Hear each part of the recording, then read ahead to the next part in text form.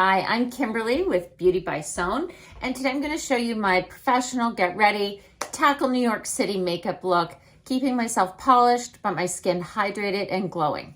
Let's get started. Hopefully you can pick up a few tips to help you feel inspired as we move into these little bit more gray, dreary days. Okay, let's get started with the most important part of our day, our skin. I've refreshed my skin with the Micellair water.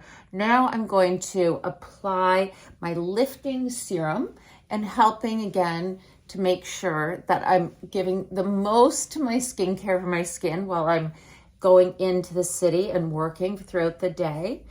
I always work against any fine lines, wrinkles that I want to combat. So making sure, again, lifting, and don't forget underneath the bottom of the jawline.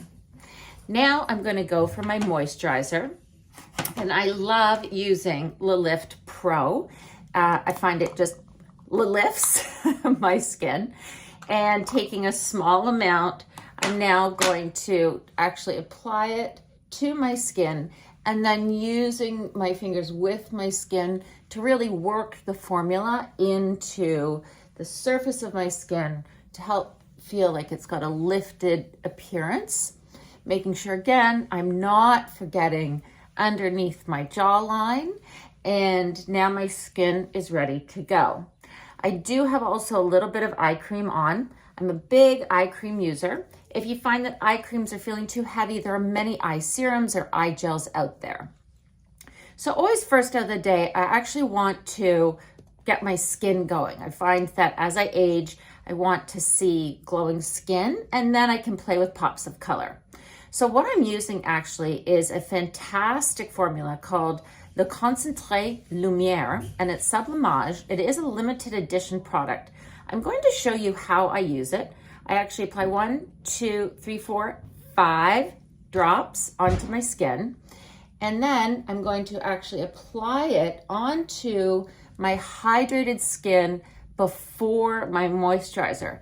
And you can see immediately that beautiful glow that I'm achieving through my cheeks, but still keeping it looking natural. I again have a more of a shiny big forehead, so I don't want it to be more shiny. So again, keeping that that highlighter to the outer parts of my face, top highlight points of my cheeks, and then a little bit on my chin. And don't forget that whatever your texture is on your face, you want to make sure that that same texture or finish is also on your neck. So now that we've got that ready to go, and again, remember, I'm a big fingers user for my makeup. So if you're not comfortable with that, there are many brushes you can use. Now I'm going to use actually another product from a Beiges line in Chanel, and this is Touche de Teint. And it's made more for like a spot concealer, but what I'm loving is that I can take, again, 3 drops, pressing it into my skin, and I'm going to achieve an all over sheer coverage, smooth look to my skin. And I'm applying it, making sure that you can get just to the tips of the earlobes. Because this formula is so sheer, it goes on smoothly. I don't need to worry a lot today about a lot of coverage. If you are somebody who wants more coverage, I definitely want you to look into a more typical foundation formula. If you have a sheer all over coverage, which is great, it doesn't accentuate texture as much, the more sheer your coverage, you can then go and apply spot coverage where needed. So I have a handy dandy little concealer stick, and I've got a little spot around the hairline here, and a little spot over here on my temple, and just dabbing that in. Now my skin is looking, some of you may say greasy, but again, that hydration as I get older fades so quickly throughout the day that I do like starting off a little bit shiny.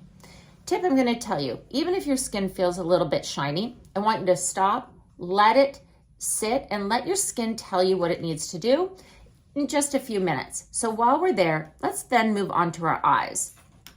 So as you can see, I have a very fall tone top on today. And I'm going to use one of our palettes called Beiges, and it's intense. And you can see that the shades are more rich, bronzy tones, champagne. There's even a rich, deep khaki there. Today, I am just going to use the lightest bronzy tone and applying it right to the center of my lid up to the crease. I find with this Beiges formula from Chanel, I am not needing any primer. If you do find that your shadows fade or crease throughout the day, definitely recommend either dabbing a little bit of your under eye concealer on your lid and or finding an actual eye base. When I apply my all over color to my lower lid, I want to make sure that I'm blending right into the crease. And the best way to do that is with your eyes open, just blending back and forth. Now to create shape and haze, I'm going to use that exact same rich bronzy tone, and I'm going to bring the color underneath my eye as well, just to give definition through that medium tone.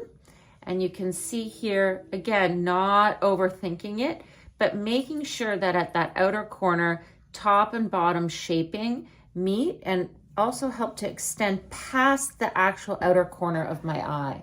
So you can see here, again, I'm bringing that crease shading that I've done, bringing it out past the corner of my eye, again, to help elongate the shape. Okay, with this pencil, I'm gonna tightline, and with color, you may feel a little bit nervous, you don't wanna look too ornate. Find a liner in one of your favorite colors. For instance, if you have a hazel eye, you could try a green. If you have a blue eye, trying a little bit of blue. And all I'm doing is taking a blue liner and taking it in soft feathery strokes right tight against my lash line. Now, for those of you who feel that liner is too impossible, I want you to know it's not, because I want you to see my technique. For those makeup gurus out there, you'll be thinking, oh my gosh, that is one messy liner. But I want it to be that way because I'm going to show you another pro tip. Now I'm going to also go underneath my lash line, and I'm going to make sure that the definition of my eye and there is no space between the lashes and the liner. Now going back, I'm going to take a smaller, tighter brush, and I'm going to actually haze the top edge of that liner. Back and forth, back and forth. So making sure that, again, that blue hazes in to my lid color.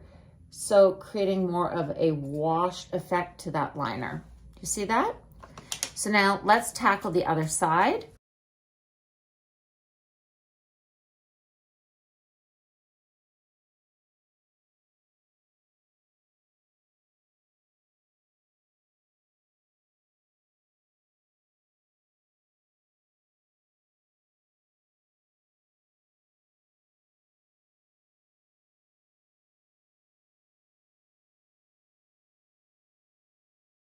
Okay, so there you have it. I've got a blue liner on. I'm gonna save our time with you to not do my lashes, but I always do a curl of my lashes and then 3 coats at least of a black mascara.